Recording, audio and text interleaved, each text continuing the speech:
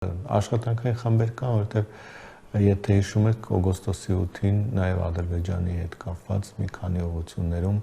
ձեռք են բերել համագործակցության փաստաթղթեր։ Ինչպես եթե Թրիփին վերաբերող, թե չէ։ Ոչ միայն թրիփին վերաբերող, տրանսպորտային հաղորդակցության հետ կապված ուրեմն ոլորտում եւս երկու ոլորտներում հիմա չեմ մտաբերի, բայց 3 ոլորտներում հիմնականում համագործակցության մասով ձեռք են բերվել եւ ստորագրվել է նաեւ ուրեմն համագործակցության հուշագրեր։ Ես Հայաստան Միացյալ Նահանգների այդ ոլորտները կարող եմ նշել, դա արհեստական բանականության ոլորտներ, ատոմային էներգիայի ոլորտում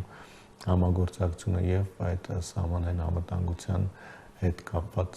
ուրեմն ոլորտները։ Նմանատիպ ոլորտները կարծում եմ, որ հնարավոր է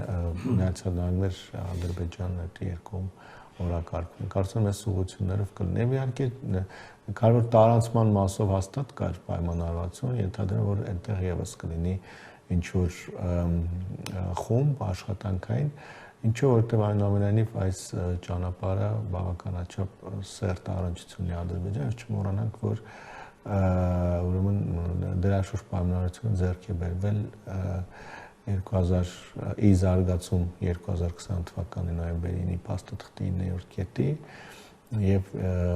հիմնական շահառուներից մեկը լինել է Ադրբեջանը,